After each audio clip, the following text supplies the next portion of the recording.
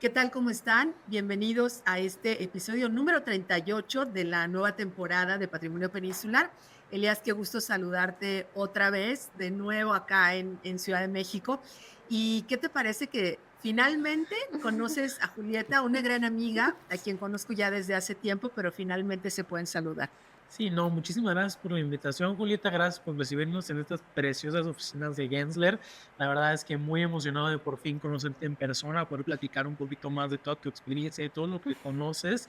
Y pues igual emocionado de ver lo que están haciendo, todo lo que está creciendo en la ciudad de Mex. Pensarías que no hay para dónde más crecer, pero no, hay un montón de construcción. Sí. Entonces, creo que hay un montón de temas que podemos platicar. Julieta, muchísimas gracias por No, no, acompañarnos. bienvenidos a ustedes dos. Estoy muy feliz de tenerlos aquí con nosotros en las oficinas. Qué bueno que se dieron un tiempo para venir, visitarnos, conocer y que aprovechemos esta maravillosa vista, ¿no? Ay, Para que sí. todos, la audiencia la puedan disfrutar y ver. Y bienvenidos. Muy feliz de conocerte en persona, ¿no? Y Gracias, de estar otra vez aquí con Claudia. Sí, y encantado, me encantado. quedo pensando ahora que dice Elías de que donde dicen ya no hay nada por crecer, yo me quedo pensando, y si hay, lo mueves, ¿no? Claro, Como te exacto, pasó a también, ti si algo no hay que se adapta, pues lo movemos y lo regresamos a donde se nos necesite. referimos desde Sí. luego a Torre Reforma, ¿no? Claro, y en la casa catalogada que tenía en la esquina, que está muy cerca de aquí de donde estamos, y que bueno, pues para que la ciudad siga creciendo y esto se tiene que seguir moviendo, pues hay tecnología y hay interés y hay gente que le interesa preservar el patrimonio y para ello se movió la casa, ¿no? Para poder construir proyectos grandes aquí en Reforma, pero buscando conservar el patrimonio arquitectónico de la ciudad, ¿no? Que es muy importante. Nuestra memoria histórica, nuestra memoria arquitectónica, hay que cuidarla, ¿no? Desde tu perspectiva, cómo es eso? ¿Cómo logras mantener? Porque es justo lo que estábamos platicando en la otra conversación. ¿Cómo conservas este patrimonio histórico al mismo tiempo dándole camino a todo el futuro? O sea, debemos entender que la ciudad ya no queremos que se vaya horizontalmente, ¿no? O sea, la mancha urbana empezó a crecer, crecer, crecer, viendo todos los problemas que eso trajo, ¿no? De infraestructura, de movilidad, sobre todo en las ciudades, y de poca sustentabilidad, porque hay que llevar los recursos a mayores distancias, lejos. Entonces, las ciudades están empezando a crecer para arriba, ¿no? Una ciudad como la Ciudad de México tiene que ir para arriba. Sé que hay mucha normativa y luego la gente le tiene miedo a estos grandes rascacielos, ¿no? Ujú. Que se van a consumir el agua, que se van a consumir la electricidad. Y eso no es del todo cierto, porque cuando te van a dar un permiso para hacer un edificio de esta magnitud, se asegura mucho las autoridades, ¿no? Tienes que traer una nueva subestación eléctrica, tienes que ayudar a traer estas nuevas tuberías para llevar el agua, ¿no? Y entonces al final, pues las ciudades tienen que seguir yéndose hacia arriba porque tienes que aprovechar toda la infraestructura que hay alrededor. Y con infraestructura te hablo también de los medios de transporte, ¿no? O sea, tan solo aquí tenemos los metrobús, en la estación del metro, ¿no? Las líneas, todo lo que se ha ido desarrollando, aquí tenemos las bicicletas. Entonces aquí hay mucha movilidad. Es muy fácil que la gente llegue aquí de otras formas, no solamente con el auto, puede llegar caminando, en bicicleta. Yo creo que el 50% de la gente de la oficina llega en bicicleta o tiene su patín Sí, sí. automático, ¿no? Y entonces es más fácil llegar y hay que aprovechar este espacio, hay que aprovechar lo que existe y yo siempre he sido de la idea que en ciertas zonas la ciudad debe ir para arriba, ¿no? Ahora, ¿de qué manera se logra entender de manera correcta las posibilidades que te da la reconversión? Porque, como bien dices, y a ti te tocó con ese proyecto previo en tu trayectoria, ¿cómo convencer a la comunidad? Porque fue un tema, digo, hoy, ya tienes aquí atrás está otro edificio, estamos hoy en otro rascacielos, pero en el momento que inició aquel proyecto estaba solamente la Torre Mayor, ¿no? Que está Solo. aquí al lado y no había nada y tienes a toda la población de atrás donde hubo que gestionar el tema, o sea, conocerse prácticamente, recuerdo que me Sí. platicabas, prácticamente a todas las personas que vivían en la comunidad para hacer interacción. Ese es como un desafío para incorporar a la sociedad, ¿no? El otro, la autoridad, o sea, cómo llegas y cómo haces. ¿Cuáles serían, digamos, esos alcances que logras cuando haces un proyecto bien desarrollado de reconversión? Muchas veces sí, los vecinos cada vez tienen más voz, lo cual estoy de acuerdo, no está perfecto. Los vecinos tienen más autoridad y cuando tú llegas a construir en su comunidad, tienen derecho a opinar, ¿no? Y lo que yo aprendí en todo este tiempo es que al final la gente le gusta sentirse escuchada, le gusta sentirse informada. que no estás llegando a imponerles algo, Claro. sino que lo que viene, lo que se va a construir ahí, pues va a tener un impacto económico, cultural, social, de beneficios. Siempre que llegan estos desarrollos, al final traen infraestructura y traen más cosas buenas que malas, ¿no? Durante el proceso, pues sí hay mucho polvo, mucho ruido y muchas cosas, que eso sí, pues no se puede evitar, Claro. ¿no? Pero al final es ir a hablar con ellos, es informarles, tenemos este plan, está este objetivo, estas son las cosas, y también ellos tienen derecho a pedir exigencias de, bueno, pues solamente trabajen en estos horarios, Claro. solamente no pasen por esta calle, y todo eso se negocia, y sí fue toda una estrategia que se trabajó con una empresa que nos asesoró de ir a hablar con los vecinos, ¿no? No era llegar y no preguntar a nadie y hacer lo que quisieras, Claro. sino es una estrategia clara de incluir a tu comunidad, que es lo más importante. Y ellos a lo mejor, ¿no? Tendrán recomendaciones a lo que, pues no pongan aquí la entrada porque vamos a generar más conflicto. Y por supuesto que estos edificios tienen muchos estudios atrás, muchos análisis, ¿no? Estudio de movilidad, estudio de qué nos queda cerca, ¿no? De asoleamientos. Y las autoridades saben todo eso y te lo piden y te lo exigen. Y al final, la ciudad o cualquier ciudad del mundo o cualquier país, lo que quiere es que haya construcción y haya progreso, Claro. porque eso genera empleos. Claro. O sea, cuando se estaba haciendo la Torre Reforma, pues en ese momento hubo mucho apoyo. ¿Por qué? Porque todos los negocios alrededor, Sabían que iba. ¿no? Sabían que iba a mejorar. Oye, te interrumpo porque venían de una etapa muy complicada donde por encierre de reforma quebraron muchos Así negocios. es. Entonces se buscaba que se reactivara la economía, ¿no? Ok. Todas las fonditas que hay aquí alrededor, ¿no? Que les recomiendo vengan a las fonditas, ¿no? Pues necesitaban que hubiera gente, que se moviera, Movimiento, claro. ¿no? Y entonces toda esta zona empezó a revivir, ¿no? Ok. Empezó a tener movimiento económico, empezó a haber más gente, y eso es lo que se busca. O sea, la construcción genera muchos empleos directos e indirectos, ¿no? Totalmente. Tan solo la señora que llega en su cajuela y te vende la comida corrida Claro. a los trabajadores, Claro. ¿no? Todas las tienditas que venden afuera papitas y refrescos. Entonces sí había como que ese énfasis en promover el crecimiento de la ciudad, Claro. que se generaran empleos, ¿no? Y que todos los negocios que había alrededor pudieran progresar, ¿no? Julieta, a ver, yo te tengo un chisme, ¿no? Me encanta. O sea, algo que se dice mucho en Mérida es que cuando van a construir un edificio, como que la mentalidad y lo que dice la gente de alrededor es, ya valió la zona porque va a empezar un montón de tráfico, están haciendo este edificio, se va a llenar de gente, las vialidades no van a dar. ¿Cómo podría esa manera de pensar, digamos que es correcta, es incorrecta?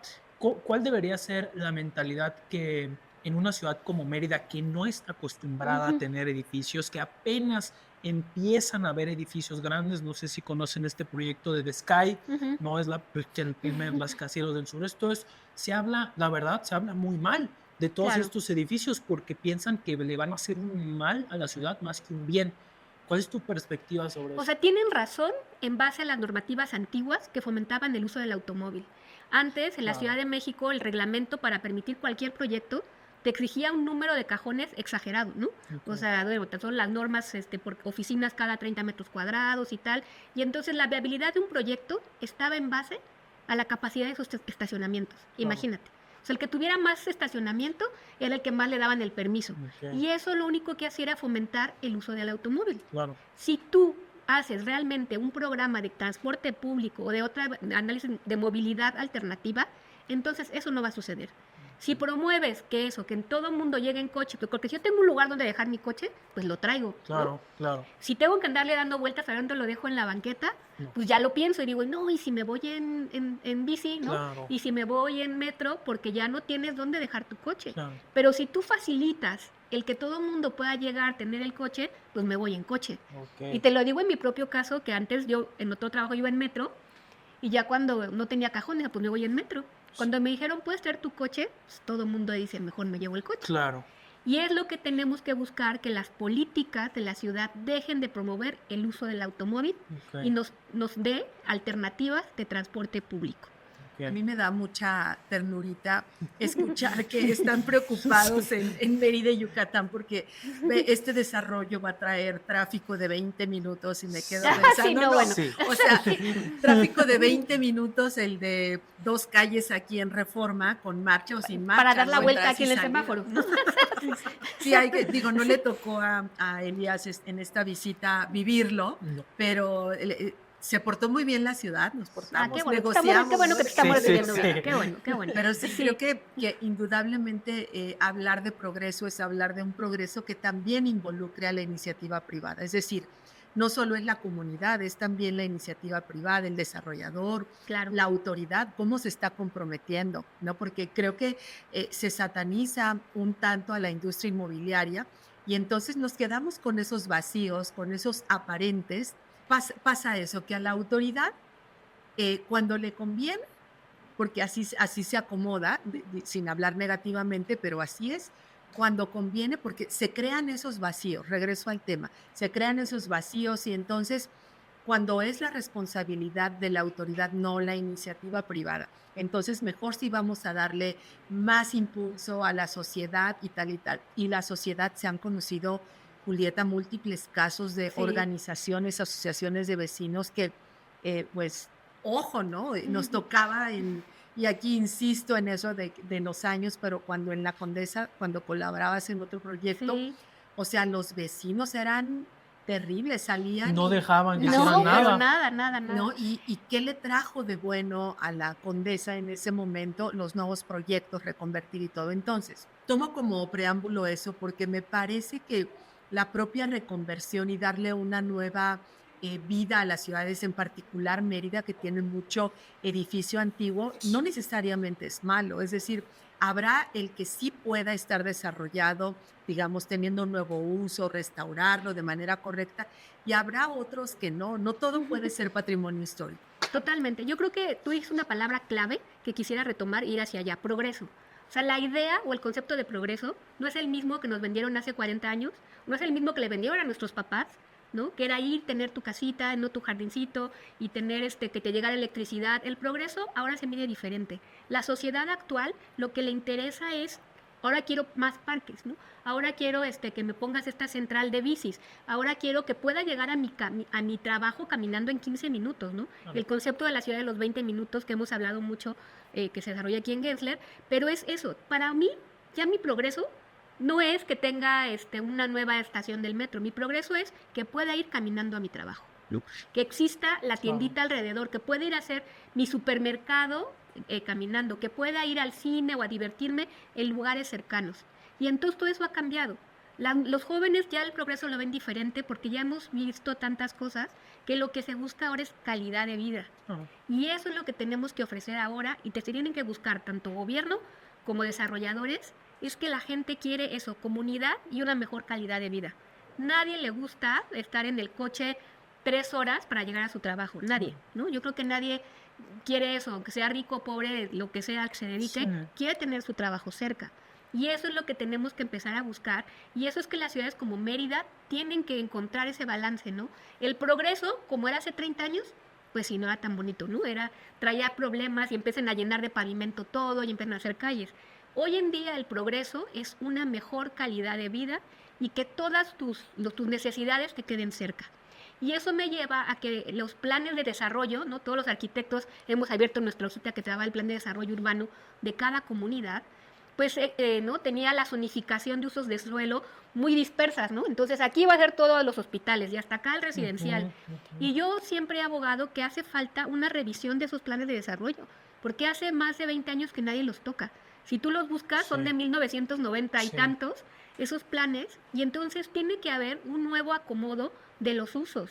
Ya no es la ciudad tan segmentada, sino que ahora se van mezclando los usos y tú tienes que ver a un cierto radio dónde te queda un hospital, dónde te queda diversión, dónde te quedan escuelas, ¿no? Con los hijos, ¿no? O sea, tú lo has padecido con tu hijo, dónde lo llevas a la escuela, el tiempo que te lleva, y luego de ahí vete a donde es tu trabajo, y esos desplazamientos son los que nos están matando, los que no nos están dando calidad de vida, y lo que además estamos consumiendo CO2, ¿no? Y recuerden, queremos ser net zero, queremos cuidar el ambiente, y entonces todo eso va en contra de los ideales de hoy en día.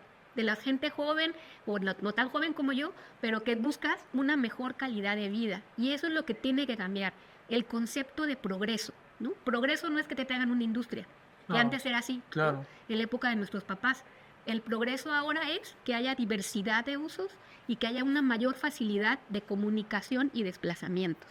Y eso es lo que Mérida debería enfocarse, ¿no? Totalmente, porque en el tiempo que yo estuve en el ramo inmobiliario en Mérida se hablaba mucho de justo gente de la Ciudad de México, de Guadalajara. Oye, es que quiero una mejor calidad de vida y siento que Mérida me la va a dar. Pero ahorita que te escucho, Julieta, ya no sé, porque justamente, o sea, a ver, Mérida sí, te puedo decir, es más seguro que aquí, pues sí es más seguro, hay menos tráfico, sí hay menos tráfico, pero hacia donde está yendo la ciudad, no está yendo hacia ese camino. Hace poco igual leía una diapositiva de una arquitecta que decía, si tu desarrollo residencial tiene que tener un montón de amenidades, significa que donde estás viviendo es una porquería porque no hay nada alrededor de ti que te dé esos servicios, ¿no? Tú tienes que vivir Así es. en un lugar que los servicios estén alrededor y que no tengas que estar encerrado en tu edificio, ¿no? Y siento que es lo que le falta a muchos desarrollos en Mérida. No sé si has podido ver lo mismo tú. Sí, es eso, es que ahora se vuelve, el mercado es una competencia de amenidades, ¿no? Exacto. Y ahora te voy a incluir cine, y ahora te voy a incluir el club de perros, ¿no? Y ahora te voy a incluir el minigolf, y creo que no va por ahí, ¿no? O sea, sí, todos queremos, pues si tienes un gimnasio en tu edificio no está mal, pero también si sales caminando a 2 calles a un gimnasio está padre, Súper. ¿no? Y es el hacer comunidad. Exacto. Y por eso mucha gente de la Ciudad de México salimos huyendo a otras ciudades del interior del país, porque eso buscas, calidad de vida que aquí ya no se tiene. Y lo peor que podemos hacer es cometer los mismos errores que se cometieron aquí, ¿no? Totalmente. Es buscar dotar de servicios, infraestructura, las comunidades. Y eso le da más valor porque además generas economía. Exacto. O sea, estás haciendo que haya negocios, que la gente pueda montar su negocio, que haya trabajo, en lugar de tenerlo todo ahí, ¿no? Y yo no sé si ustedes han estado en esos edificios, pero luego las amenidades nadie los usa. Tan horribles. No, o sea, se quedan Yo ahí los abandonadas. interrumpo porque como ejercicio personal, y creo que tiene que ver con la nueva forma del real estate, tal vez el 2.0, en donde también hay generaciones que están cambiando su enfoque. ¿A qué me refiero? Hay generaciones que sí quieren ser partícipe de la economía circular, pero hay generaciones de autoemprendedores o de Claro. emprendedores, ¿no? Hay generaciones longevas y hay generaciones de los empty nester Ujú. que están llegando a otro lugar. Entonces, creo que hoy en los espacios, Julieta, y tomaría este ejemplo de algo que estoy viviendo a nivel personal, y que me decían los del fondo de inversión que crearon ese modelo, las ciudades, y afortunadamente Yucatán no tiene hoy temas de falta de vivienda, pero aquí no se están construyendo las viviendas que está demandando la población y entonces menos poder de compra tiene el que quiera hacerse su patrimonio. Y entonces en los modelos, por ejemplo, de la vivienda multifamiliar, las amenidades se ven de una manera distinta. Ujú. ¿Esto a qué me lleva? A que realmente pasas muy poco tiempo en tu casa, Claro. pero porque tienes los servicios que están adecuados a tu necesidad y entonces pasas mucho más tiempo en las amenidades que en tu casa. Esto no quiere decir que no salgas, porque creo que el enfoque está justo en la ubicación, en que esos edificios están muy bien ubicados y entonces sí sales a tener vida de a pie, ¿no? Eso es lo importante. Por lo tanto, a mí me gustaría, el año pasado también publicaron un estudio muy interesante que hablaba ustedes de cómo hoy se debe construir, ¿no? A través de tener la flexibilidad suficiente, también como van cambiando los mercados inmobiliarios y los hábitos, a que tu inmueble hoy pueda tener como un uso diferente a lo largo de los años. Sí, te acuerdas que creo que ya alguna vez lo habíamos comentado, de que antes se hacían edificios de un solo uso, ¿no? O sea, tú Ujú. hacías un edificio de oficinas pensando que iba a ser por los siglos de los siglos edificio de oficinas. Y ahora la vida es cambiante, las situaciones son cambiantes, ya no es como antes. Y entonces tenemos nosotros como arquitectos que tener ese compromiso de planear al futuro. de que nuestros edificios, nuestros inmuebles tengan esa flexibilidad, de que puedan adaptarse a un nuevo uso sin que esto implique un costo mayor. Claro. ¿No? Todos los proyectos de reconversión en la Ciudad de México han sido complejos porque al final sí hay que invertirles dinero para reconvertirlo. O sea, un proyecto de reconversión no es necesariamente mucho más económico. No. Te lleva igual el mismo o un poco más de dinero Sí. construirlo, pero estás conservando un patrimonio, ¿no? Que ya existe, estás conservando, ¿no? También todos los materiales que se Claro, usaron para ahí, claro. ¿no? O sea, no podemos nosotros borrar el pasado Total. urbano de una ciudad. Sí, Tenemos que irlo adaptando y tenemos que adaptarnos a él. Y las cosas nuevas, prever que en algunos años llegará alguien que ya todo el mundo vamos a hacer home office, ¿no? sí, claro. O no, pero tenemos que ver que nuestros edificios sean flexibles al cambio a lo largo de los años. Sí, Y ese cambio no se va a dar en 100 años, quizás se den 10, sí. 20, no lo sé. Sí, sobre todo viendo, o sea, la pandemia, cómo cambió la perspectiva del mundo de Así 2, es. 3 meses para acá, ¿no? O sea, la realidad es que creo que a mí me deja mucho esta conversación sobre justo el futuro de Mérida.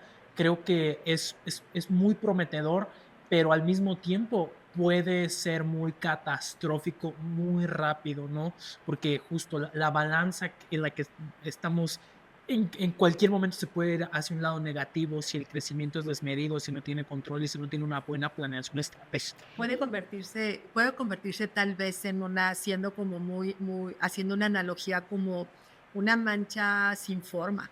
Sí, Total. claro, y todos amamos Mérida y si la gente va para allá y la gente que vive ahí quiere conservar la esencia de Mérida. Sí. Y creo que lo último que podrían hacer es perderla, ¿no? Sí, Perder esa autenticidad que tiene vivir ahí. sí, Y es lo que no se tiene que revisar con desarrolladores y con autoridades de que eso se conserve. sí. La gente va a buscar experiencias, como dije, va a buscar calidad de vida y la esencia de las ciudades.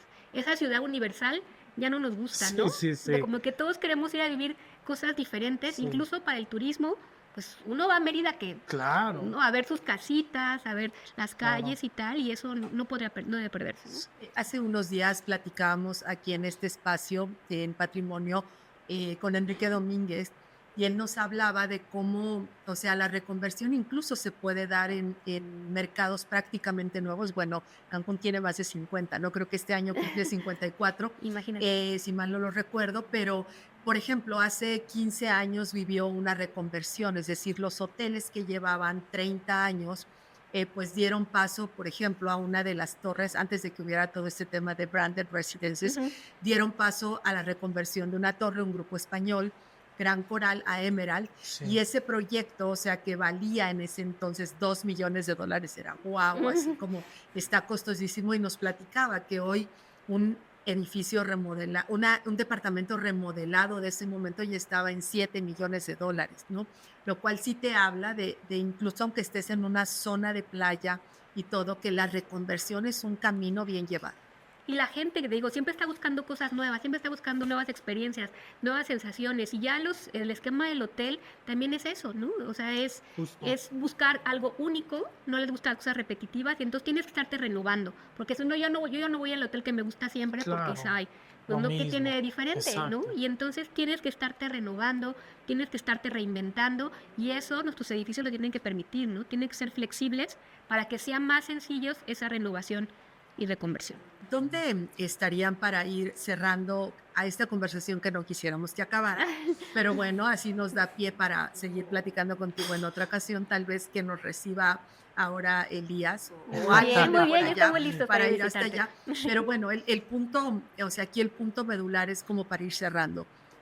¿Cuáles son los desafíos principales que tú ubicas que tiene la reconversión, en particular para mercados, no como la Ciudad de México, sino esos mercados de los que hemos estado hablando, todo lo que hay en Yucatán, porque no solo es Mérida. Ahora ya me Claro. sé, no lo sé pronunciar muy bien todos, ni lo sé, en 8 meses no he aprendido, pero son muchísimos y que tienen ese potencial de reconversión y desde luego hablando de todo lo que es Quintana Roo y lo que tiene oportunidad de utilizar a través de la reconversión. Pues todas esas hermosas casas y haciendas que tiene todo Yucatán, siempre el principal reto te voy a decir que es meter el confort de la vida actual.